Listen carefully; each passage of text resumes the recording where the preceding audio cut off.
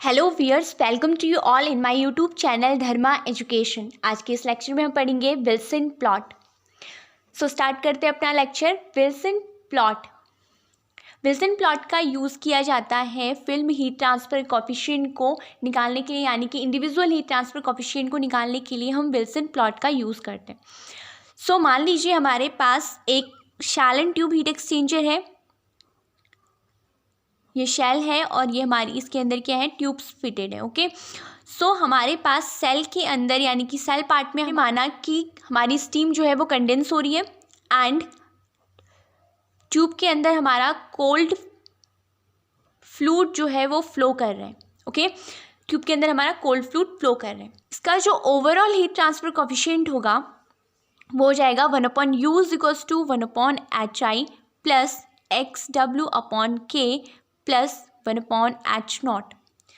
And होता क्या है कि जब हम कंटिन्यूसली फ्लूइड हमारा फ्लो कराते हैं तो जो भी डेड पार्टिकल्स फ्लूइड के अंदर प्रेजेंट होते हैं वो हमारे शेल साइड में या फिर ट्यूब साइड में कलेक्ट हो जाते हैं, जिसकी वजह से इसमें क्या होता है, रेजिस्टेंस क्रिएट होता है हीट ट्रांसफर फ्लो करने के लिए। तो हम यहाँ पे RD फैक्टर यानी कि डर्ट फैक्टर भी यहाँ पे ऐड कर देते हैं। तो हमारे पास जो एक ओवरऑल इक्वेशन हो जाती है वो कितनी हो जाएगी, 1/u = 1/hi plus XW/K plus 1/h0 plus RD।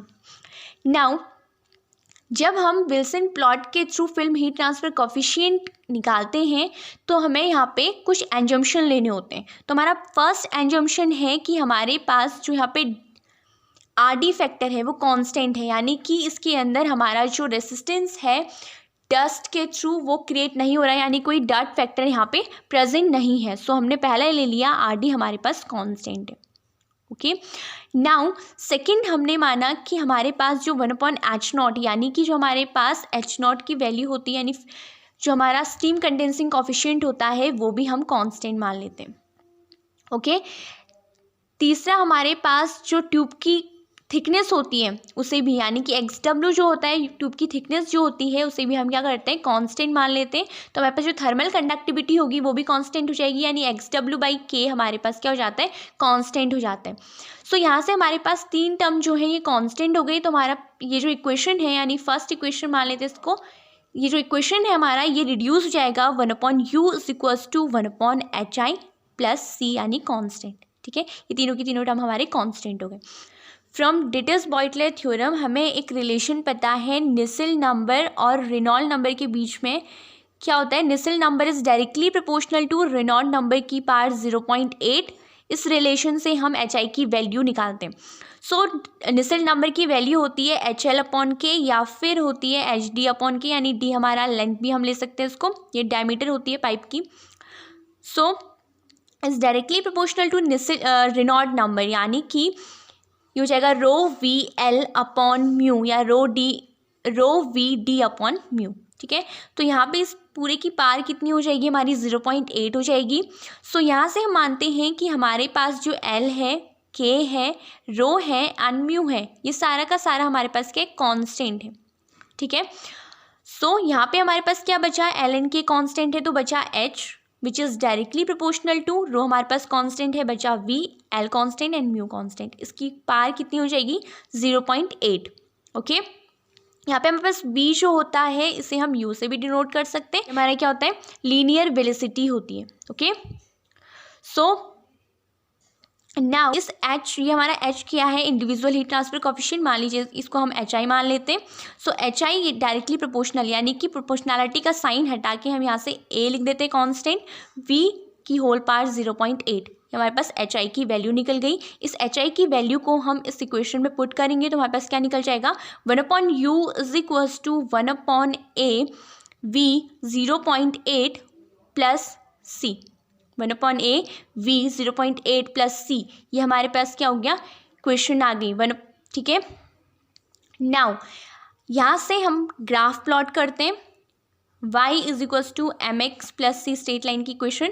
सो y = mx प्लस c यानी y = 1/u आ गया। सो ग्राफ प्लॉट करेंगे तो हमारे पास ग्राफ कुछ इस तरह बनेगा, y में हमारा 1/u एंड x में हमारा 1/v आ गया, 1/v की पावर 0.8 एंड 1/a ये हमारा m होता है स्लॉप। तो हमारा जो ग्राफ होगा वो कुछ इस तरह से बनेगा और ये हमारा क्या हो जाएगा 1/a is equals to m यानी कि स्लॉप हो गया। ओके ठीक है, आई होप आपको समझ में आ गया होगा। ये हमारा होता है Wilson plot. This plot is used to determine the film heat transfer coefficient considered a shell and tube heat exchanger wherein steam is condensing on the shell side and a cold fluid is flowing through the tubes in the turbulent flow region. Okay, हमारा जो fluid flow होता है यानी जो cold water flow हो रहा है वो हमारा टर्बुलेंट फ्लो में फ्लो हो रहा है। ओके, टर्बुलेंट फ्लो हम क्या किसे कहते हैं? टर्बुलेंट फ्लो वो होता है जहाँ पे हमारा रेनॉल्ड नंबर जो होता है ग्रेटर देन 10,000 होता है। Okay, so overall heat transfer coefficient हमारा 1/u equals to 1/hi plus xw/k plus 1/h0 plus rd। Assumption यहाँ पे हम लेंगे first the condensing steam side coefficient यानी h0 remain constant, resistance offered by the metal wall is constant, thickness of pipe xw is constant. So equation 1 reduces to 1/u is equals to 1/hi plus c from Dittus-Boytler equation turbulent flow। Dittus-Boytler equation जो होती है turbulent flow के लिए होती है। So Nusselt number is directly proportional to Reynolds number की power 0.8 and Nusselt number is equals to HL upon K is directly proportional to rho v L upon mu की whole power 0.8 L rho mu k is constant. So from here hi is directly proportional to v की power 0.8 and which is equal to hi is equals to a v की power 0.8 and after that we put this value at equation second, we take it equation second. Now we put hi at equation second, then from here we get 1/u is equals to 1/a v whole power 0.8 plus c. Now we plotted graph from here and this graph is called Wilson plot. Okay, I hope आपको समझ में आ गया होगा। सो मिलते हैं next video में, तब तक के लिए bye bye, take care and thank you.